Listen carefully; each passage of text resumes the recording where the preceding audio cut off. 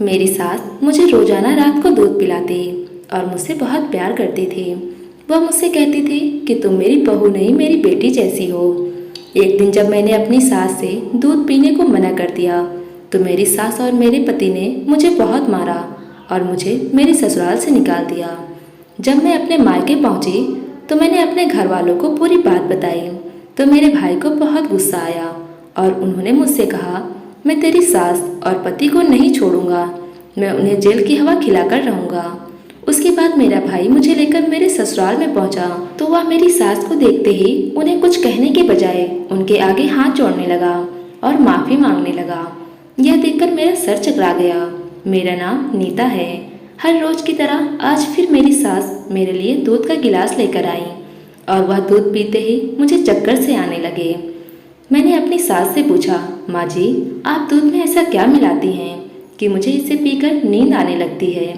मेरी सास ने मेरी तरफ अजीब नज़रों से देखा तो मैंने उनसे कहा, अरे नहीं माँ जी, मैं तो बस ऐसे ही पूछ रही थी। अगर आपको मेरी बात बुरी लगी हो तो मुझे माफ़ कर दीजिए। फिर वह मुझे देखकर मुस्कुराने लगी और बोली कि बेटा, मुझे तुम्हारी बात का बुरा नहीं लगा, तुम तो मेरे लिए बेटी के समान हो। उनका इतना लाड और प्यार देखकर मुझे अपनी कही बात पर पछतावा होने लगा। मैं सोचने लगी कि माँ जी मेरे बारे में क्या सोच रही होंगी। वह रोज मेरे लिए इतने प्यार से दूध गर्म करके लेकर आती हैं और मुझे अपने हाथों से पिलाती हैं और मैंने उनके बारे में कितना गलत सोचा। यही सोचते सोचते मुझे नींद आ गई। सुबह के 6 बजे मेरी आँख खुली। मैंने देखा कि मेरी सासू माँ आरती कर रही हैं। मैं भी जल्दी से नहाकर पूजा करके अपने काम में लग गई। हमारी शादी को 1 साल हो चुका था। मेरी सास मेरे साथ बहुत अच्छा बर्ताव रखती थी।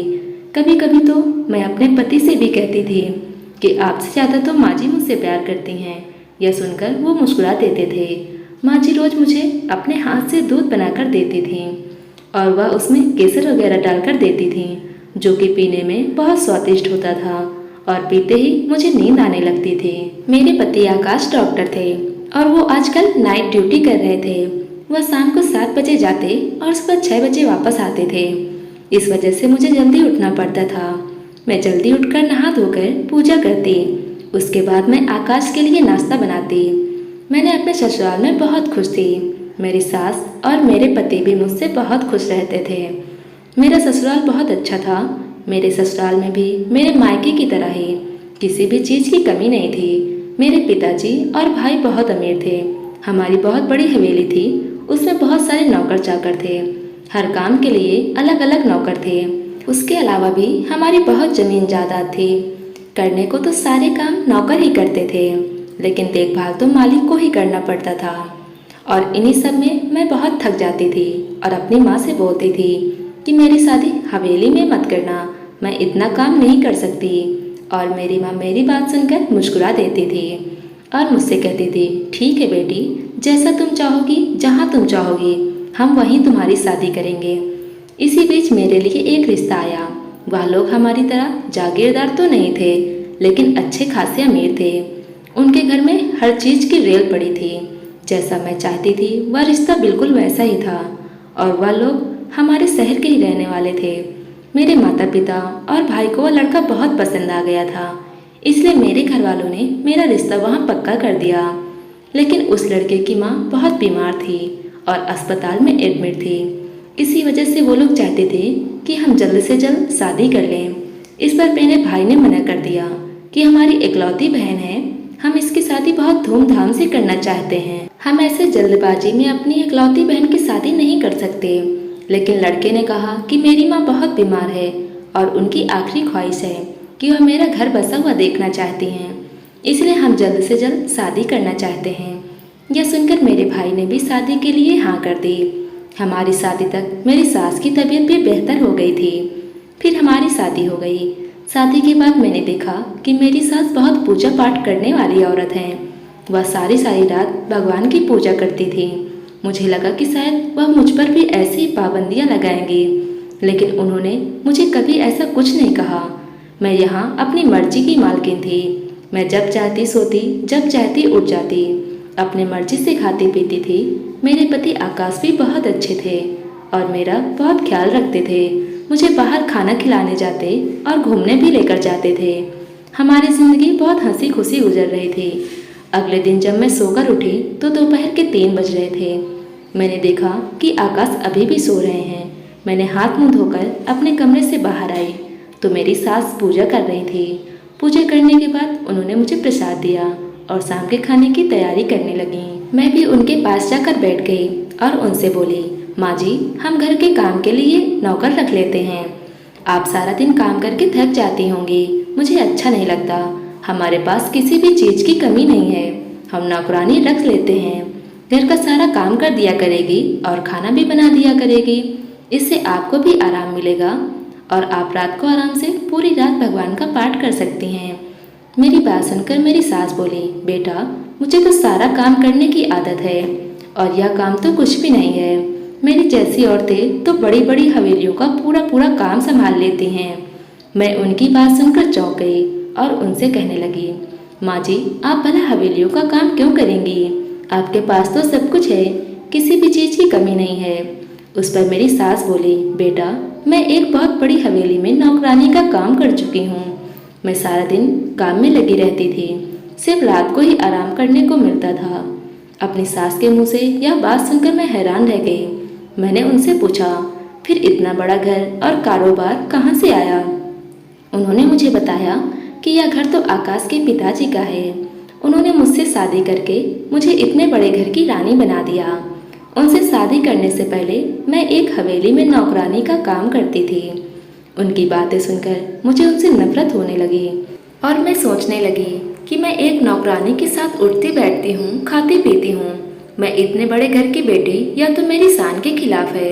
आज तक मैंने किसी भी नौकर को अपनी किसी चीज़ को हाथ नहीं लगाने दिया था।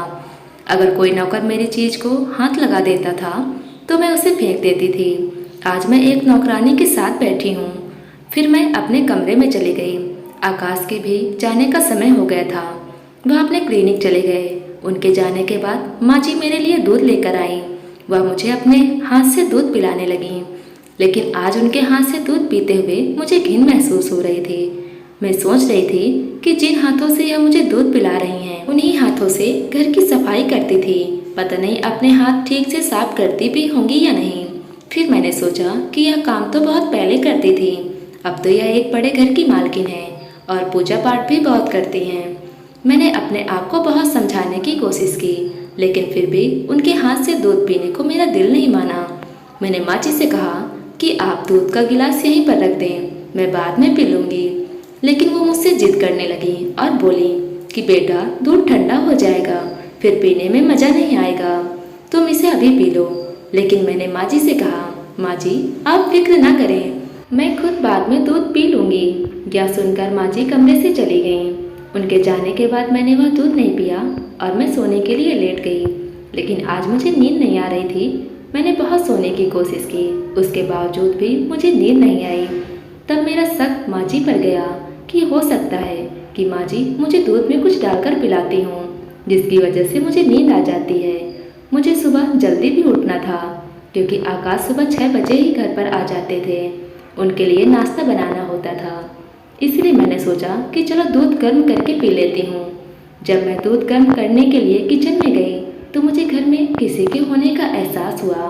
मैंने सोचा कहीं घर में चोर तो नहीं आ गया। मुझे चोरों से बहुत डर लगता था। मैं हल्के हल्के कदमों से बाहर की तरफ गई। अचानक ही डर की वजह से मेरे हाथ से किचन के कुछ बर्तन गिर गए। फिर मुझे किसी के कदमों की आवाज़ आई तो मैं डर की वजह से अपने कमरे में चली गई। मैं कमरे में जाकर अपने कमरे को अच्छी तरह से लॉक कर लिया और मैं सोने की कोशिश करने लगी। पता नहीं रात के किस समय मेरी आंख लग गई। सुबह आकाश ने आकर मुझे जगाया। रात को देर से सोने की वजह से मेरा चेहरा सूज चुका था। आकाश ने मुझसे पूछा क्या हुआ? तब मैंने उनको बताया कुछ भी नहीं, रात को नींद नहीं आ पाई, इस वजह से है, शाम तक ठीक हो जाएगा, आप फिक्र ना करें। मैंने आकाश को नाश्ता कराया और आकाश आराम करने के लिए लेट गए। दोपहर में जब मेरी आँख खुली तो माँ जी मेरे पास आकर बैठ गई और रात के बारे में पूछने लगी कि मैंने रात को दूध तो पिया था या नहीं, मुझे नींद आराम से आई थी या नहीं। मैंने उनसे कहा कि हाँ, आपके जाने के बाद मैंने वह दूध पी लिया था और मुझे बहुत अच्छी नींद आई। सुबह आकाश के आने पर ही मैं उठी। यह सुनकर माँ जी सुकून से हो गईं और मेरे पास से उठकर चली गईं। अब मेरा शक मेरी सास पर गहरा होता जा रहा था। मुझे लग रहा था कुछ न कुछ तो जरूर गड़बड़ है, लेकिन मैंने अपनी सास के सामने कुछ भी जाहिर नहीं होने दिया था। सारा दिन रोज की तरह ही रहा। आकाश अपने क्लिनिक चले गए। उनके जाने के बाद माँ जी दूध लेकर मेरे पास आई और मुझे दूध पिलाने लगी और मुझसे कहने लगी, तू मेरी बहू नहीं मेरी बेटी है। मैं तुझे अपनी बेटी की तरह प्यार करती हूँ, इसीलिए मैं तुझे रोजाना अपने हाथ से दूध पिलाती हूँ। लेकिन मैंने अपनी सास से कहा, माँ जी आज मेरे पेट में दर्द हो रहा है, मैं थोड़ी देर में खुद पी लूँगी। यह सुनकर माँ जी के चेहरे का रंग उड़ गया। वो कहने लगी, बेटी लगता है तुम मेरे हाथ से दूध नहीं पीना चाहती हो। मैंने कहा, माँ ये कैसी बातें कर रही हैं आप। ठीक है आप मुझे दूध पिला दीजिए। फिर मैंने उनके हाथ से थोड़ा सा दूध पी लिया और बाकी रख दिया। वह खुशी खुशी मेरे कमरे से बाहर चली गईं। थोड़ी देर के बाद उन्होंने देखा कि मैं सो गई हूँ, लेकिन मैं पूरी तरीके से नहीं सोई थी। हालांकि नींद में थी। मैंने बहुत कोशिश की कि मुझे नींद नहीं आए, लेकिन शायद थोड़ा सा दूध पीने की वजह से मुझ पर बेहोशी का असर हो रहा था। मेरी बहुत कोशिश के बावजूद भी मुझे नींद आ गई और सुबह आकाश के आने पर ही मेरी आँख खुली। अब मुझे पक्का यकीन हो गया था कि जरूर मेरी सास मुझे दूध में नींद की दवाई देती हैं। लेकिन अब मैंने भी सोच लिया था कि मैं यह सब जानकर ही रहूँगी। रात को कोई न कोई बहाना करके मैं दूध पीने से इनकार कर दूंगी। सारा दिन मैं अपनी सास के साथ रही, लेकिन उन्हें किसी भी बात का एहसास नहीं होने दिया। रात को जब वह मेरे पास दूध लेकर आईं, तो मैंने उन्हें किसी तरीके से दूध न पीने के लिए मना लिया। मैंने उनके जाने के बाद दूध फेंक दिया और अपने बिस्तर पर ऐसे लेट गई जैसे कि मैं सो रही हूँ। कुछ देर बाद माँ जी मेरे कमरे में आई। मुझे सोता हुआ देखकर चली गईं। बाद में मैं अपने कमरे से बाहर गई। मैं यूं ही सास के कमरे की तरफ जाने लगी। अचानक मुझे छत पर से कुछ आवाज आई। मैं उन आवाज़ों को सुनकर डर गई, लेकिन आज मुझे हिम्मत करके सच पता करना था। मैं छत की तरफ जाने लगी। किसी मर्द की आवाज़ आई। वह मेरी सास से कह रहा था कि तुम सारा दिन काम करके थक जाती होगी, आराम भी कर लिया करो। तुम सारा दिन काम करती रहती हो, मुझे अच्छा नहीं लगता। यह सुनकर मेरी सास उनसे कहने लगी, तुम मेरी इतनी फिक्र करते हो, मुझे बस यही चीज़ अच्छी लगती है तुम्हारी यह बातें सुनकर मेरी सारी थकान उतर जाती है। अपनी सास और उस मर्द की बातें सुनकर मेरे तो होश उड़ गए। मैं सोचने लगी कि आखिर यह सब चल क्या रहा है। मेरी सास तो बहुत पूजा पाठ करने वाली औरत थी। कहते थी कि मैं सारी सारी रात भगवान की पूजा पाठ करती हूँ। उनकी असलियत यह है, मैं यह सोच भी नहीं सकती थी। फिर मैं अपने कमरे में चली गई और यही बातें सोचते सोचते सो गई। सुबह जब मेरी आँख खुली, आकाश आ चुके थे। मैंने और आकाश ने नाश्ता किया। फिर आकाश आराम करने के लिए चले गए और मैं अपनी सास के पास जाकर बैठ गई। माँ जी, आप जिस हवेली पर काम करती थी, वहाँ से आपने काम क्यों छोड़ दिया? मेरा यह सवाल सुनकर मेरी सास के चेहरे पर उदासी छा गई और वह गहरी सोच में डूब गई। फिर मुझसे बोली कि बेटा, बड़े लोग छोटे लोगों को अपने पैर की जूती समझते हैं, उनकी इज्जत नहीं जानते। वह उन्हें जमीन के कीड़े मकोड़े की तरह समझते हैं। जहाँ मैं काम करती थी, वहाँ के मालिक का बेटा मुझे गंदी नज़रों से देखा करता था और मुझसे नाजायज रिश्ता बनाने की बातें करता था। जब मैं उसे मना करती तो वह मुझे धमकी देता कि मैं तुम्हें बदनाम कर दूंगा। मुझसे ज़बरदस्ती शादी करना चाहता था। एक दिन हवेली के सारे लोग कहीं बाहर गए हुए थे, तो उसने मुझसे ज़बरदस्ती शादी कर ली और मुझे धमकी दी कि अगर मैंने किसी को कुछ भी बताया तो वह मुझे ही बदनाम कर देगा। आखिर सच कब तक छुप सकता था। कुछ समय के बाद जब सबको पता चला तो उसने मुझे ही गलत साबित कर दिया और मुझे घर से निकलवा दिया। मैंने सबको सच्चाई बताने की बहुत कोशिश की, लेकिन मालिकों के आगे नौकर की भला कौन सुनता है। उन्होंने सबके सामने मेरी बहुत बेइज्जती की और मुझे हाथ पकड़कर अपनी हवेली से बाहर निकाल दिया। अपनी कहानी सुनाते सुनाते माँ जी की आंखों से आंसू बह रहे थे। मैंने उन्हें गले से लगा लिया और उनको दिलासा देने लगी। बहुत जोर जोर से रो रही थी। उनकी आंखों से उनका दर्द झलक रहा था और मुझसे कहने लगी कि बेटा, आज तुमने मेरे दर्द को हल्का कर दिया। मुझे अपनी सास पर बहुत अफसोस हो रहा था, लेकिन मैं यह भी सोच रही थी कि रात को मेरी आंखों ने जो देखा वो क्या था। मैं एक अजीब कश्मकश में थी। उन्होंने मुझे बताया कि मुझे हवेली से निकाल दिया गया था, तो मेरे पास रहने के लिए कोई ठिकाना नहीं था। उस समय आकाश के पिताजी ने मुझसे शादी की और मुझे सहारा दिया। उनका बहुत बड़ा एहसान है जो उन्होंने उस वक्त मेरा साथ दिया। मेरे साथ कोई नहीं था। फिर वह रोते रोते मुझसे पूछने लगी, तुम ही बताओ बेटी, इन सब में मेरा क्या कसूर था? मैं तो वहाँ ईमानदारी से अपना काम करते थे, लेकिन उन लोगों ने मेरे साथ बहुत गलत किया। मैंने अपने दिल ही दिल में सोचा कि मुझे आपके किसी भी बात पर भरोसा नहीं है। जो औरत अपने बुढ़ापे में रात के अंधेरे में एक गैर मर्द से मिल सकती है, उसने पता नहीं अपनी जवानी में कितने मर्दों को घुमाया होगा। उसके बाद मैंने माँ जी को उनके कमरे में ले जाकर छोड़ दिया और खुद भी अपने कमरे में आ गई। मैं सोचती रही कि मैं यह सब आकाश को कैसे बताऊंगी। क्या आकाश मेरी बात का भरोसा करेंगे या नहीं? कुछ दिन गुजरने के बाद मैंने सब कुछ आकाश को बता दिया कि तुम्हारी माँ रात के अंधेरे में छत पर किसी मर्द से मिलती है। आकाश मेरी बात आराम से सुनते रहे, लेकिन मेरी बात पूरी होने के बाद ही उन्होंने मुझसे कहा, तुम अपना सामान पैक कर लो। मेरी माँ चरित्रहीन औरत है, तुम्हें उसके साथ नहीं रख सकता। तुम अपने बाप भाई जैसे शरीफ लोगों में रहो। मैंने आकाश से कहा, आकाश मेरी बात तो सुनो। लेकिन आकाश मुझ पर गुस्सा करने लगे और चिल्लाकर मुझसे बोले कि निकल जाओ मेरे घर से। आकाश की आवाज़ सुनकर माँ भी वहाँ पर आ गई और आकाश से कहने लगी कि आकाश तुम क्या कर रहे हो? तब आकाश ने उनसे कहा, माँ नीता का कहना है आप रात के अंधेरे में किसी मर्द से छिपकर मिलती हैं। आप एक चरित्रहीन औरत हैं। आकाश की माँ ने कहा, बेटा तुम मुझे पूछोगे नहीं कि यह सच कह रही है या झूठ? आकाश ने नहीं में सर हिलाया और कहने लगे, माँ मुझे आप पर पूरा भरोसा है।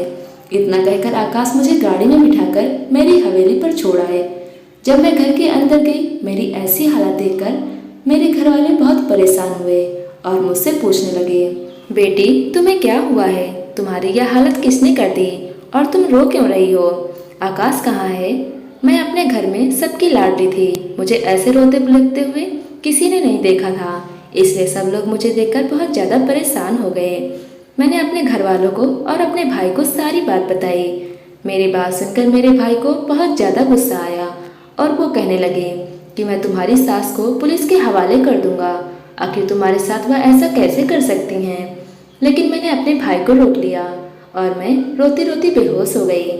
जब डॉक्टर ने चेक किया तो पता चला कि मैं प्रेग्नेंट हूँ। यह सुनकर मुझे बहुत खुशी हुई। मुझे लगा कि अब आकाश मुझे अपने साथ ले जाएंगे। जब मेरे भाई ने यह खबर देने के लिए आकाश को कॉल की तो आकाश ने उनसे बात करने के लिए मना कर दिया। मेरी तबीयत भी अब कुछ खराब रहने लगी थी। मेरा किसी काम में मन नहीं लगता था। मैं सोच रही थी कि कहीं आकाश मुझसे मेरा बच्चा न छीन ले। मैं तो अपने बच्चे के बगैर जीते जी मर जाऊंगी। मेरी हालत देखकर मेरे भाई बहुत परेशान रहने लगे थे। एक दिन उन्होंने मुझसे कहा कि नीता चलो तुम अपना सामान पैक कर लो, मैं तुम्हें तुम्हारे ससुराल छोड़ आता हूँ। तुम अपने सास से माफ़ी मांग लेना और आकाश से भी माफ़ी मांग लेना। तुम्हें इस समय अपने पति के साथ की बहुत ज़रूरत है। इस बच्चे को भी अपने पिता की ज़रूरत है। मैंने भी सोचा कि आखिर कब तक मैं अपने मायके में रहूँगी। मैं भी अपने बच्चे के खातिर सोचा कि अपने सास से माफ़ी मांग लूँगी। जब हम मेरे ससुराल पहुँचे तो रात के खाने का समय हो चुका था। आकाश और मेरी सास खाना खा रहे थे। उनके साथ एक आदमी और बैठा था। वह खूब हंसी मजाक कर रहे थे। जब मैंने आगे बढ़कर गौर से देखा तो मुझे पता चला यह तो वही आदमी है जो उस रात मेरी सास के साथ था।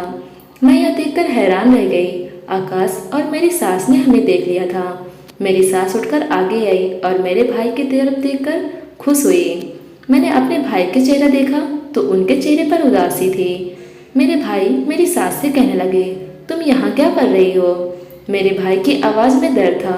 मेरी सास मेरे भाई को बहुत नफरत से देख रही थी और फिर मेरे भाई से कहने लगी कि जागीरदार साहब, क्या लगा था तुम्हें तुम्हारे पाप का घड़ा कभी नहीं भरेगा। लेकिन भगवान के घर देर है अंधेर नहीं। हर पापी को अपने किए की सजा एक न एक दिन मिलकर ही रहती है। आज तुम्हारी सजा का समय आया है। यह सुनकर मेरे भाई कहने लगे, तुमने मुझसे बदला लेने के लिए मेरी बहन का इस्तेमाल किया और अपने बेटे की शादी मेरी बहन के साथ करवा दी ताकि तुम मुझसे बदला ले सको। जिस तरीके से मैंने तुम्हें अपने घर से निकाला था, इसी तरह तुमने मेरी बहन को अपने घर से निकालकर अपना बदला पूरा कर लिया। मुझे यह सब सुनकर चक्कर आने लगे और मैंने अपने भाई से कहा कि यह सब आप क्या कह रहे हैं? तब मेरे भाई ने मुझे बताया कि नीता, मैं जो भी कह रहा हूँ सच कह रहा हूँ। तुम्हारी सास हमारे यहाँ नौकरी करती थी और मेरा दिल इस पर आ गया था। तब मैंने इससे छुपकर शादी कर ली थी, लेकिन जब सब घर वालों को पता चला तो मैंने उल्टा इसी पर इल्जाम लगाकर इसको घर से निकलवा दिया और सबके सामने इसको चरित्रहीन साबित कर दिया। इसी बात का बदला लेने के लिए इन्होंने तुम्हें अपने घर से निकाल दिया। मेरा भाई बहुत रो रहा था और मेरी सास के सामने हाथ जोड़कर माफ़ी मांगने लगा और कहने लगा कि मेरे किए की सज़ा मेरी बहन को मत दो। मेरी बहन माँ बनने वाली है। मैंने जो किया बहुत गलत किया। मुझे अपनी गलती का एहसास है। तुम मुझे माफ़ कर दो और मेरे किए की सज़ा मेरी बहन को मत दो। आज मुझे मेरी सास के चेहरे पर बहुत सुकून दिखाई दे रहा था। ऐसा लग रहा था जैसे वो इसी दिन के लिए जिंदा हों। और जो आदमी उनके साथ बैठा था वह असल में आकाश के पिताजी थे। आकाश ने बताया अगर वह अपने पिता के बारे में मुझे बता देते तो मेरे भाई को पता चल जाता और वो मेरी शादी आकाश के साथ नहीं करते। उन्होंने यह सब कुछ मुझसे छिपा कर रखा था कि मेरी सास की सच्चाई सबके सामने आ सके और पता चल सके कि मेरी सास एक बहुत ही नेक और शरीफ औरत है। उनके साथ जो कुछ भी हुआ गलत हुआ, वह सब मेरे भाई ने ही किया था। उसके बाद आकाश ने मुझसे कहा तुम्हें अपने भाई या मुझ में किसी एक को चुनना होगा। मैंने फौरन कह दिया आकाश, मैं तुम्हारे साथ रहूंगी। मुझे एक ऐसे भाई की बिल्कुल भी जरूरत नहीं है जो औरतों की इज्जत करना नहीं जानता हो, औरतों को अपने पैर की जूती समझता हो। मुझे तुम्हारे साथ ही रहना है। यह सुनकर मेरे भाई मेरे आगे हाथ जोड़कर कहने लगे नीता, मुझे माफ़ कर दो। तुम जानती हो मैं तुम्हारे बगैर नहीं रह सकता। तुम्हें अपनी बहन नहीं बेटी मानता हूँ। मैं जानती थी कि मेरे भाई मुझसे बहुत ज़्यादा प्यार करते हैं। उन्होंने मुझे अपनी औलाद की तरह रखा है, लेकिन मेरे लिए पति और मेरी सास जरूरी थे। मेरे लिए मेरा घर बचाना जरूरी था। मेरे पति और मेरी सास एक बहुत अच्छे इंसान थे। मैंने अपनी सास से भी हाथ जोड़कर माफ़ी मांग ली और मेरी सास भी मुझे माफ़ कर चुकी थी। मैंने अपने भाई से सारे रिश्ते नाते खत्म कर दिए थे और वह रोते रोते मेरे घर से चले गए। कुछ समय के बाद हमारे घर में एक नन्हा सा मेहमान आया। आकाश के पिताजी अब हमारे साथ ही रहते थे। अब मैं अपने पति और ससुराल वालों के साथ खुशहाल जिंदगी गुजार रहे थे। इंसान को अपने किए की सजा इसी जन्म में मिलकर रहती है। जब कोई किसी के ऊपर जुल्म करता है तो बदले में भगवान उसके साथ भी वही करते हैं। दोस्तों, उम्मीद करते हैं आज की कहानी आपको पसंद आई होगी। कहानी पसंद आई हो तो वीडियो को लाइक करें, चैनल को सब्सक्राइब करें।